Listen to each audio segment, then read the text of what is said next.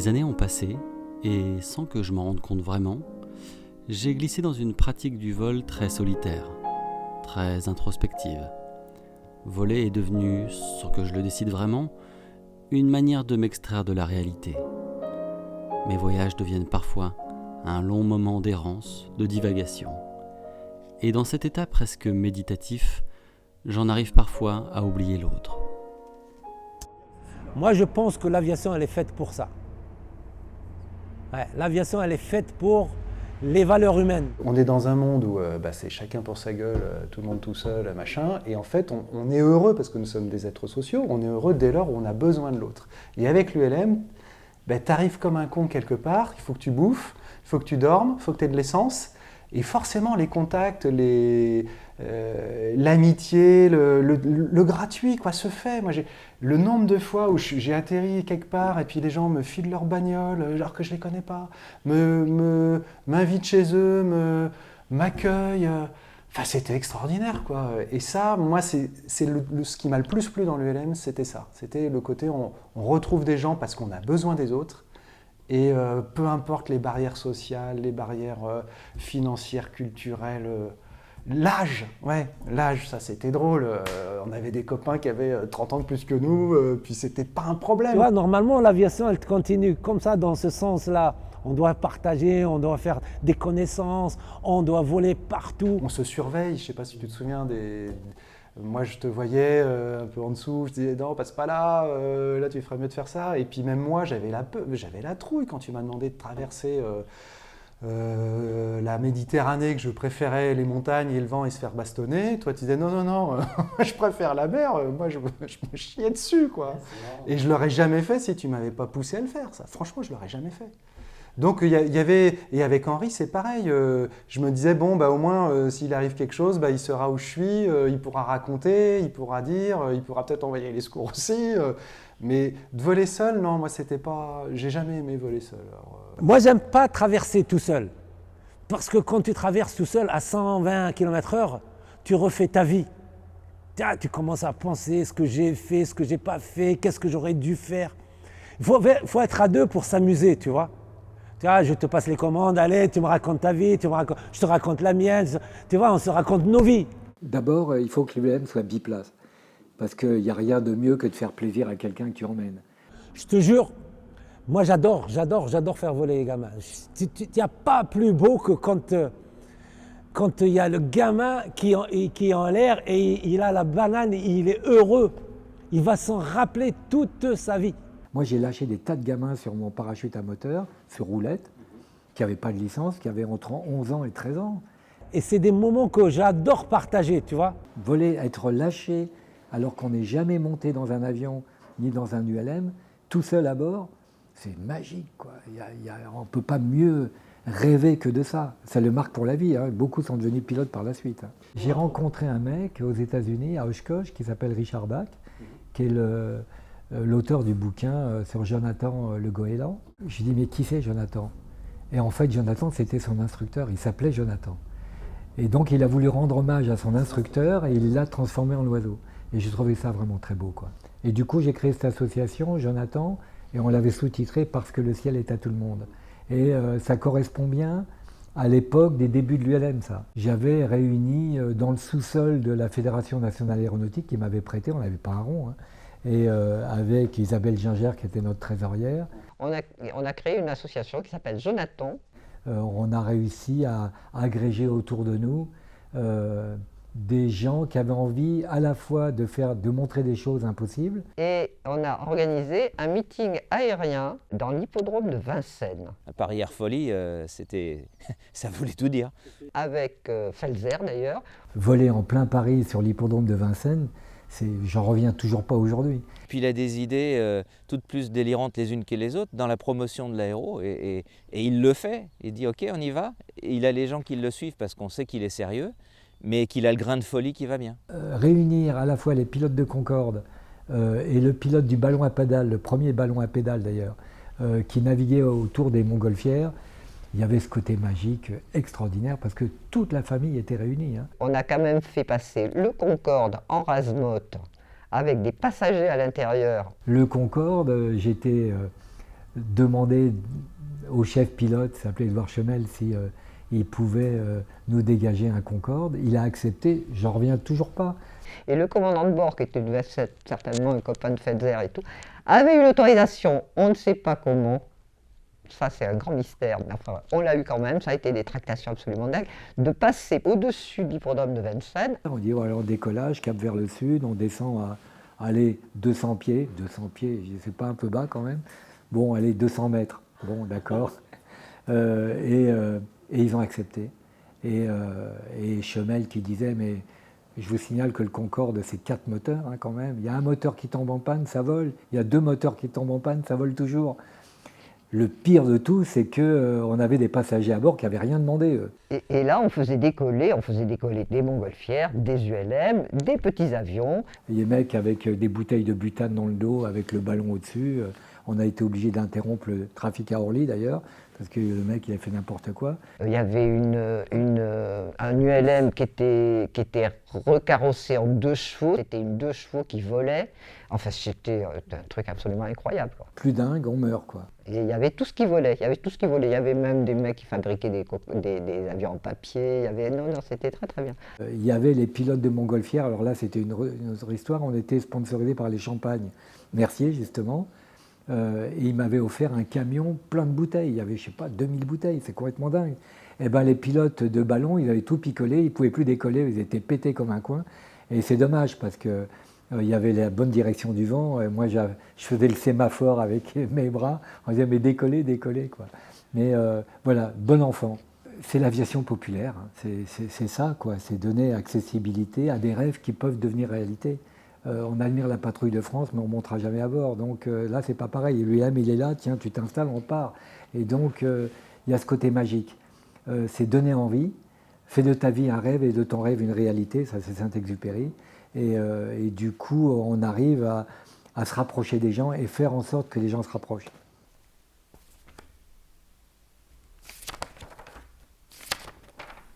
Et alors que je feuilletais le programme de la manifestation Paris Air Folie 1988, quelle ne fut pas ma surprise lorsque, juste à côté de l'annonce du passage du Concorde, je découvrais la présentation du Pouls du Ciel HM 293 par Pierre Buffet. Il fallait absolument que j'en aie la confirmation. Était-ce bien le même Pierre Buffet dont on parlait? Et surtout, était-ce bien ce HM 293 que je connais si bien? Un coup de fil à l'intéressé confirme ma théorie. C'est bien le Pouls du Ciel numéro 600, aéroport de Paris, qui a participé à ce meeting à l'hippodrome de Vincennes. Cette machine mythique, qui dort au fond du hangar, avait donc un passé glorieux. Le Pouls du Ciel, en voilà une histoire. Henri Minier, son inventeur, avait rêvé l'aviation populaire dès 1934. C'est peut-être lui qui a finalement inventé l'ULM avant l'heure. En tout cas, je suis sûr que ça lui aurait plu. Alors c'est vrai que l'aviation populaire avec Henri Minier, il avait vu juste avant tout le monde. Le Pouls du Ciel, c'est extraordinaire. Et puis en plus, cette générosité, il donnait ses plans quasiment. Donc, son grand slogan, c'était de dire « Voici ce que j'ai fait, vous pouvez en faire autant ». C'est encore plus qu'aller acheter un ULM et puis voler avec. C'est-à-dire qu'il vendait le livre ou les plans à prix coûtant. Et quand on construit son avion, eh bien déjà c'est un peu déjà volé dans sa tête, puis quand on met plein gaz la première fois, ça fait drôle. Il est entraîné par un moteur de motocyclette d'une force de 5 chevaux. Extrêmement facile à piloter, il met l'aviation à la portée de tous. Il se faisait critiquer par, comme on disait fort justement, à l'époque ne volaient que les gens riches ou les militaires. C'était une lutte des classes, hein, au moment de l'aviation populaire, 1935, Front populaire, etc. Hein. Et là c'était inconcevable de voir des gens, des ouvriers qui fabriquent leur avion, qui volent pour pas cher. Et en plus, c'est beaucoup moins dangereux, pas cher. Et ils volent depuis les champs, ça c'est pas possible. Nous on vole pour très cher. Et en plus c'est très dangereux parce qu'il faut qu'on fasse attention et eux ils font n'importe quoi. Évidemment, me connaissant, j'ai tout de suite pris parti pour David contre Goliath. Sans aucun doute, l'aviation des cols blancs s'était donné beaucoup de mal pour jeter le discrédit sur les avions miniers. Et je dois reconnaître qu'à chaque fois que j'embarquais à bord du HM 293 numéro 600, c'était comme si j'allais défendre la veuve et l'orphelin.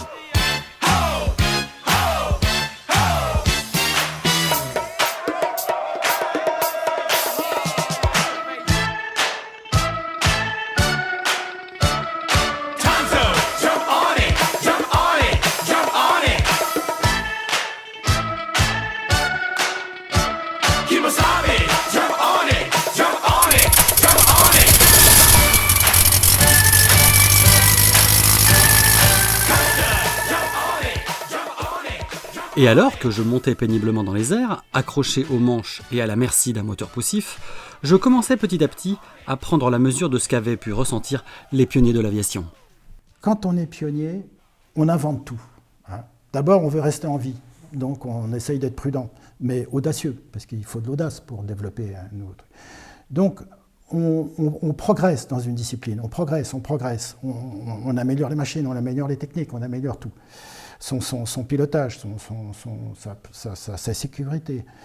Et puis, à un moment donné, on voit l'administration qui commence à s'intéresser à votre discipline. Quand moi j'ai commencé une sorte d'ULM, qui est le parachute à moteur, à roulette, et c'était génial, et un jour, je décolle du parking de bagnole à Perpignan, et il y a un mec de la DGAC qui arrive, il me dit « mais vous n'avez pas le droit de voler ?» Je lui dis « ouais, vous avez une licence ?» Je dis « j'ai pas de licence, moi ça n'existe pas pour ce genre d'engin. » Il téléphone à Paris, devant moi, et puis il dit « j'ai un individu qui veut décoller avec un parachute ». Et le mec lui répond « t'as fumé quoi ?»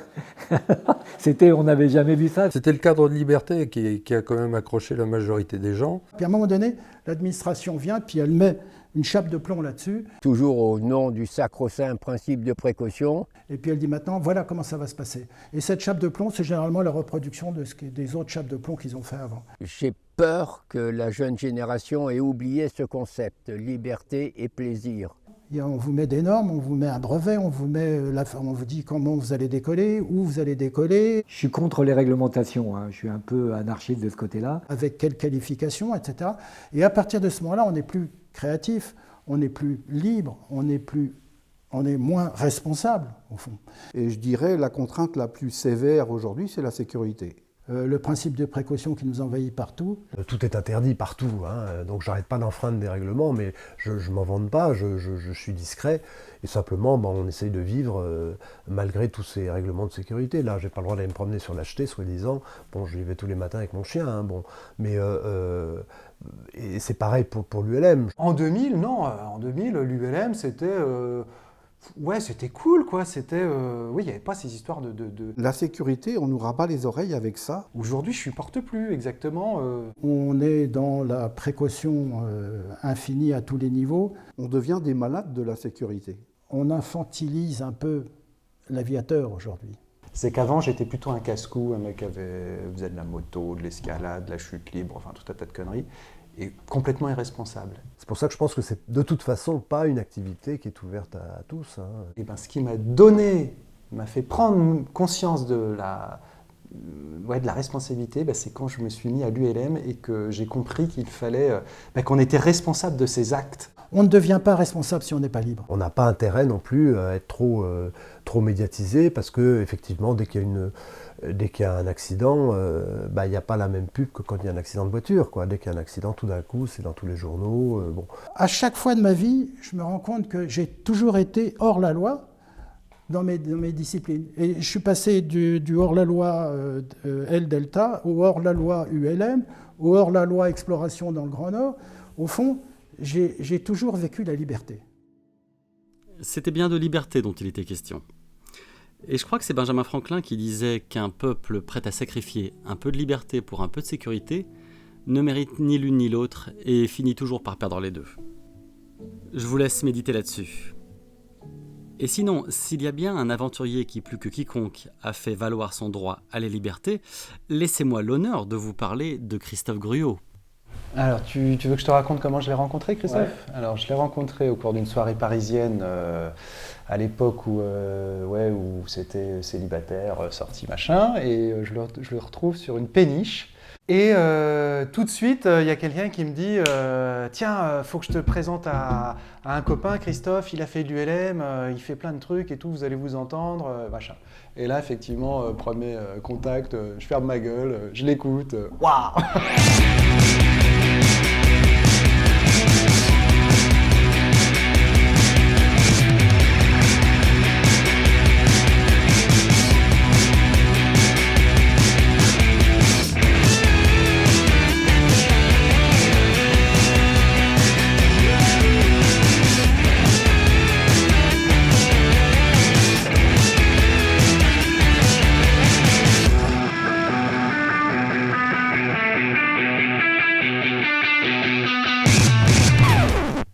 vois, c'est juste une map monde. Alors, on va faire plus simple. Je vais te montrer à quoi ressemble le parcours initial. Ah, tu avais tracé ce que tu voulais faire. C'est ce que je fais, ce que je veux. Je suis toujours pas... Ce que tu es parti pour faire. Voilà. Il y a même pas un petit bout de temps. Le pendulaire, c'est, je pense, ouais, la meilleure machine pour s'amuser. En fait, c'est plus du vol d'observation que du vol de longue distance. Ça atterrit court, ça peut emporter pas mal au niveau du transport, et puis c'est super agréable. Enfin, je sais pas, moi, je suis dans un fauteuil, et puis voilà. Et puis le mouvement il me paraît simple. Il n'y a pas de manette, il y a pas de, enfin, le tableau de bord, il me sert pas à grand chose. Voilà, enfin, je vole, quoi. Enfin, je me pose pas la question. Enfin, il n'y a pas de question à se poser d'ailleurs. Mon grand-père a fait le tour du monde en 1934 avec ma grand-mère. Et entre autres, quand ils sont repassés dans le Sahara en 1938, cette fois-ci en voiture, avec une voiture avec un châssis en bois, il avait vraiment beaucoup aimé le Sahara. Voilà. Donc je me suis dit, prendre l'ULM en direction de l'Australie. Le Sahara est un terrain de jeu qui me plaît. Visiblement, je n'aurai pas beaucoup de voisins, donc ça va être cool. Il me parle d'Afrique, d'animaux, et puis tu sens tout de suite que c'est un gars qui... Enfin, tu sens que c'est quand même un grand gamin. Je ne cherche pas l'aventure, hein. Je ne suis pas un aventurier déjà, dès le départ. Je tiens à le préciser, je suis un touriste. Voilà, je ne rentre pas dans la catégorie aventure, explorateur, tout ça.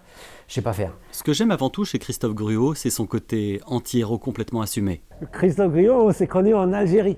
Comment il fait pour traverser l'Algérie? L'Algérie ne donne pas les autorisations faciles. Oui, parce qu'en Afrique, ils aiment bien les papiers. Donc, ils veulent un papier pour quelque chose. En fait, il faut deux choses. Il faut, un tampon, et deux, une signature. Donc, bon, c'est une signature pour un papier, un crayon, et tu gris-grites. Et en effet, j'ai un stock de tampons pseudo-officiels qui permet de donner du crédit. Voilà. C'est un gars qui il a toujours des plans dans sa poche. Et j'ai aussi le numéro de téléphone du ministère de l'Intérieur. Et donc à ce moment-là, je lui dis, tiens, regarde, appelle, c'est le colonel machin chose, tiens, parle-lui. Si le plan A ne marche pas, il a toujours un deuxième plan. Et en général, ça calme vite les gens quand tu montres que tu as vraiment quelqu'un de très haut placé. Voilà, ça c'est mon laissez-passer. Mais ça c'est mon joker. En général, je ne l'utilise pas. Christophe Gruau, il est venu, la première fois, il est venu pour rester une semaine en Algérie, 15 jours maximum. Il est resté 6 mois. Il faut savoir qu'avant d'arriver en Libye, en Tunisie, en Algérie, on m'a en effet souvent considéré comme étant un espion ou une machine de terroriste, parce qu'on me disait que Kadhafi a des ULM dans un hangar, ils sont prévus pour faire des attentats, etc., etc. Donc je me suis posé à Benghazi, et j'ai un moment un colonel qui vient me voir dans l'hôtel où j'étais, et il me dit « Ah, c'est à vous l'ULM posé là-bas ?»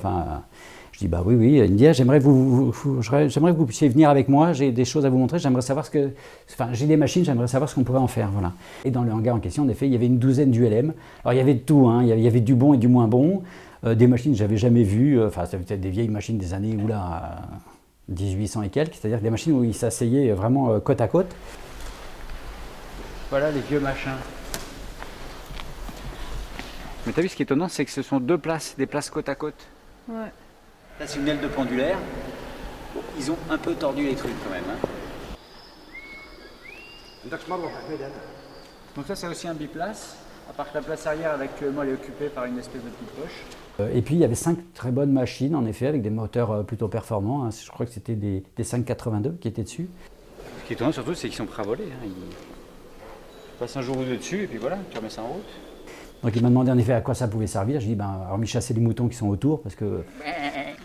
Regarde tout ce qu'il y a, les admirateurs. C'est trop loin de la frontière, et puis on ne fait pas d'attentat avec un ULM, il faut être con, quoi. Enfin bon, c'est mon point de vue. J'ai le droit de tout dire ou... T'as vu les histoires qu'il raconte dans Le Parfum des nuages? C'est incroyable, t'imagines le gars? Mes méthodes ne sont pas très orthodoxes. C'est justement, c'est tellement ça qui est magique. Oui, mais bon, il y a peut-être des choses qui vont... Il ne faudra pas que... Voilà. Christophe, c'est l'expression même de l'audace. Et il hésite rarement avant de prendre quelques libertés avec la réglementation. En général, je vole à 20-25 mètres sol à peu près. C'est une altitude qui me convient bien, surtout dans le Sahara. Quand j'avais repéré qu'il y avait déjà des bases militaires à droite à gauche, donc il y a des radars. Ce qui est bien, c'est comme le Sahara est assez plat dans ces coins-là, tu vois bien dans la ligne d'horizon quand il y a un petit dôme de radar qui apparaît. Voilà. Donc une fois que je me suis mis en rase mode, je coupe la radio, je coupe le transpondeur, ça ne sert plus à rien. Et après ça, je fais mon vol comme j'en ai envie. Puis à un moment, je vois une légère petite colline, mais qui devait monter peut-être à 30 mètres de haut. Enfin, voilà. Donc je me suis dit, tiens, je vais monter un petit peu plus haut pour essayer d'avoir une vue d'un petit peu plus haut. C'est quoi, comment ce plan que je viens de voir là-bas, à l'horizon? Aïe aïe, regarde tout ce qu'il y a à l'horizon. Je vois. Et les trucs blancs. Eh ben on va passer au-dessus. On monte. On change de méthode. Et juste derrière la colline, il y avait en effet de l'artillerie. Et ça, j'avais pas du tout prévu le camp. Donc j'arrive juste au-dessus du camp, je fais quoi? Je me dis si je fais demi-tour, c'est quand même con, je suis grillé, enfin là c'est que vraiment je suis pas au bon endroit. Donc il y a un petit blanc et un petit moment où on se dit tiens, il va falloir trouver un truc. Et puis je vois que les véhicules se mettent dans mon axe. Voilà, je fais ah ça commence pas bien là cette affaire. Faut savoir que moi à fond je fais du 120 km/h, grand maximum. Donc je me mets vraiment en rase-motte, genre 1 mètre ou 2 mètres sol pour qu'on puisse pas voir au moins à la jumelle mon IMAT. Et puis je continue ma route parce que moi de toute façon je vais en Égypte. Et puis je commence à voir les véhicules qui commencent à tourner et puis à essayer de prendre la direction et puis voilà, d'avoir les 4x4 qui commencent à essayer de me rattraper. Alors manque de bol, c'est très plat quoi, donc je cherche les petits défauts, enfin les petits problèmes de relief, je vois pas. Voilà, il faut se faire courser par un 4x4. Mon avis c'est qu'il y en a un qui avait très envie de nous dire bonjour. Quand on se fait courser 10 km/h, on est content quand même de gagner 10 km de plus. Sachant que s'ils me suivent, ils ne peuvent pas me tirer dessus, ça c'est quand même cool, enfin s'ils tirent ils vont rater, ça c'est encore plus cool. Deuxième chose, ils ne vont pas prendre les jumelles pour essayer de voir, on ne peut pas voir dans un 4x4 qui bouge. Donc comme ça je suis assez tranquille. Et bon, j'arrive quand même à mettre un peu de distance, au bout d'un moment je ne les vois plus. Donc... On est toujours dans la zone interdite. Ça réveille hein? Ouais. C'est pas grave, je me pose. J'avais prévenu mon passager que lorsque l'on va se poser, il faut me prévenir si jamais il y a des véhicules qui viennent vers l'ULM pour que je puisse planter l'ULM sur place. Pour te poser sur une base militaire, il faut le faire. En plus, ce n'est pas une base militaire quelconque, c'est une base militaire libyenne. Et donc en effet, là sont arrivés une douzaine de généraux. Il y en avait 2 qui étaient très très énervés. Une fois qu'ils nous ont attrapés, on va dire, c'est que le général-major, je lui dis mais je suis là parce que c'était prévu d'abord, parce que je suis quelqu'un de sérieux évidemment, et que je fais bien les choses, c'est bien connu. Pour pas se dégonfler et pour avoir l'audace et le courage de regarder le gars dans les yeux. Après, il est devenu ami. Ils m'invitent gentiment, ils me nourrissent, ça c'est cool. Enfin, ils nous nourrissent parce que j'étais pas tout seul. Ils nous hébergent, ça aussi c'est cool. Et puis en fait, on passe 48 heures avec eux. Mais les 2 généraux énervés, c'était celui qui était responsable radar et celui qui était responsable de la défense antiaérienne, où en fait, ils m'ont expliqué que ils m'ont expliqué après coup, que pendant 20 minutes, ils avaient le doigt sur le bouton, prêt à envoyer un scud sur le truc qui était en train de voler chez eux, mais qui n'arrivait pas à attraper. Alors qu'est-ce qui s'est passé au moment où je sors du Sahara? Donc j'arrive au Soudan.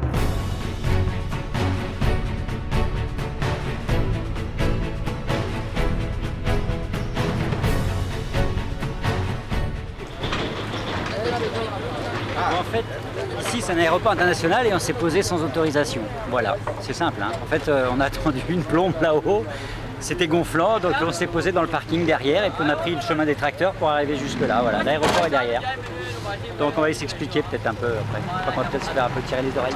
Voilà. Je passe du Soudan au Sud-Soudan, donc là j'étais en clandestin. Le côté intéressant, c'est qu'on est vraiment dans un monde où il n'y a plus de règles, il n'y a plus de lois, il y a plus de... Les humains peuvent être des bêtes comme des humains. Enfin, voilà, on a un rapport qui est vraiment complètement différent. Je trouvais ça très très excitant.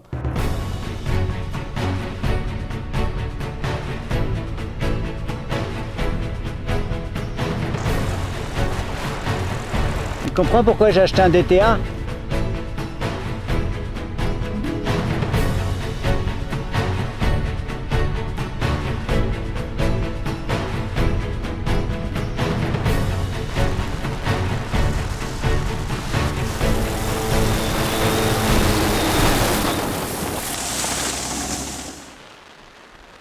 Donc là on est au Soudan, il faudrait que tu te retournes juste, que tu vois qu'en fait on est dans une forêt. Là on a une grosse saucée qui nous arrive sur la gueule. Le réservoir il est à sec. Il n'y avait pas beaucoup d'espace pour se poser parce que tout est inondé autour. Bref, va falloir dégager une piste parce que là pour l'instant j'ai la machette, on va couper un peu là-bas, on va couper un peu là-bas et puis demain on va la faire comme ça. La brousse c'est plus que c'était. Donc je te garantis, il faut vraiment qu'on arrive à décoller en 30 mètres. On va arriver à décoller en 30 mètres. Parce qu'après ça, il y a ça d'eau partout, avec des trous.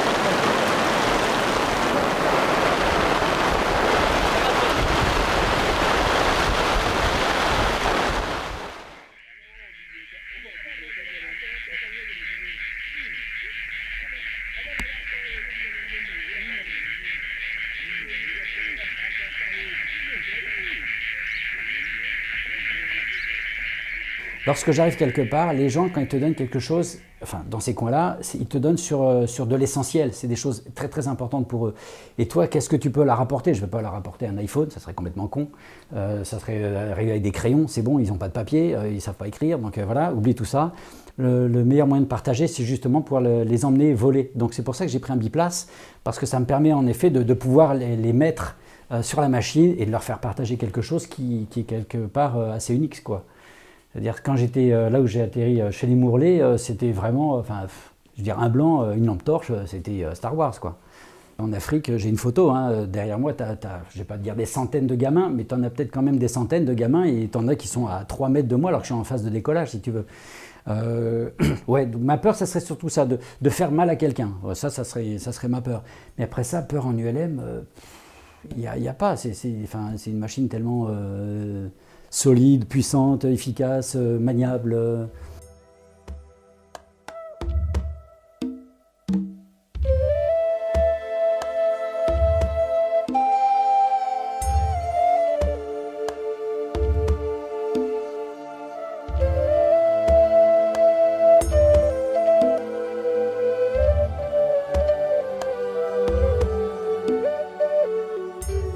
Des dunes du Sahara aux vallées du Grand Rift, Christophe promène son regard espiègle sur un monde qui me semble parfois irréel.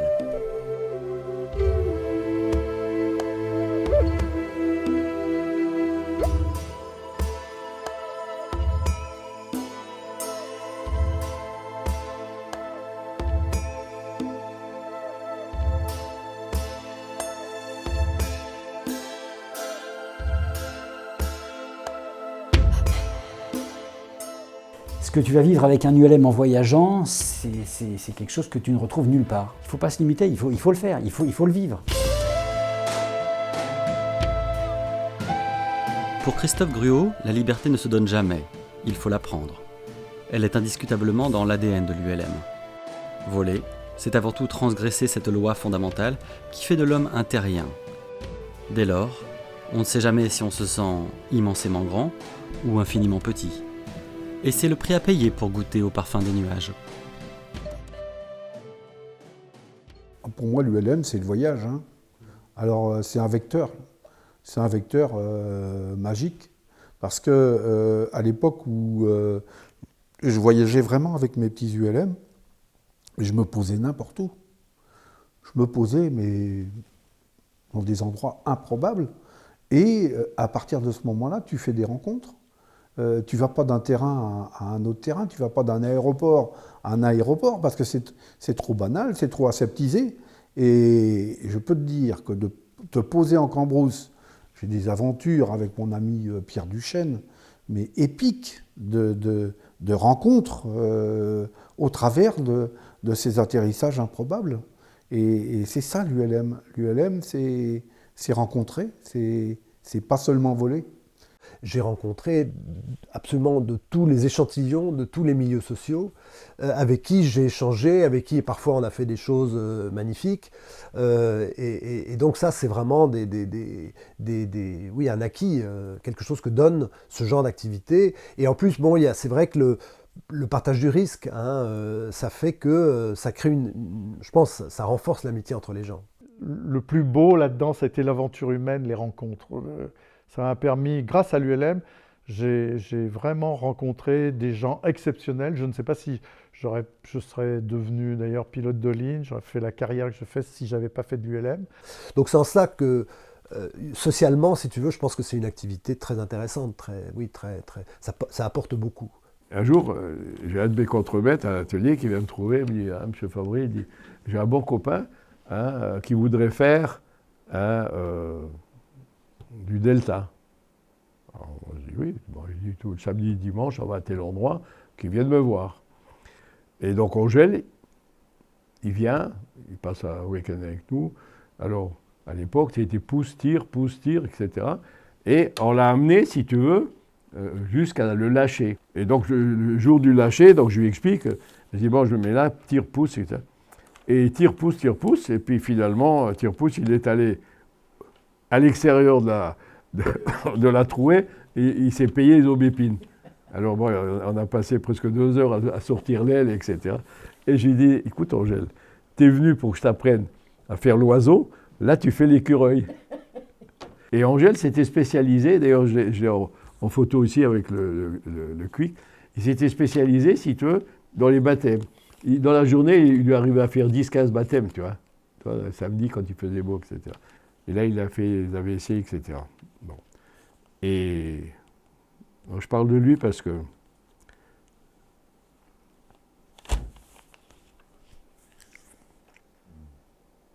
quand on a fait les châteaux de la Loire, par exemple, Angèle était là, avec, à l'époque, j'avais des breaks, c'est avec la remorque, hein, donc il servait d'assistance.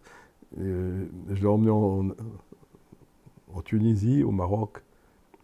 Ben, tous les rallyes, il venait avec. Ouais. Alors, excellent mécanicien en plus, soudeur. C'est lui qui... Les premiers chariots qu'on a construits, hein, donc je lui faisais les plans, puis après on taillait les tubes, et puis voilà quoi. Mais c'était bon, c'était plus qu'un... C'était pas un ouvrier, c'était mon... Bon, évidemment, je le payais parce qu'il fallait qu'il vive, hein, mais c'était mon frère, quoi. Oui. C'est à ce moment-là que j'ai pris conscience d'une chose. Et si finalement, on devait donner un sens à tout ça? Si on devait répondre à la question « À quoi ça sert l'ULM ?» Eh bien, je crois que c'est avant tout un moyen formidable pour bâtir des ponts entre les hommes.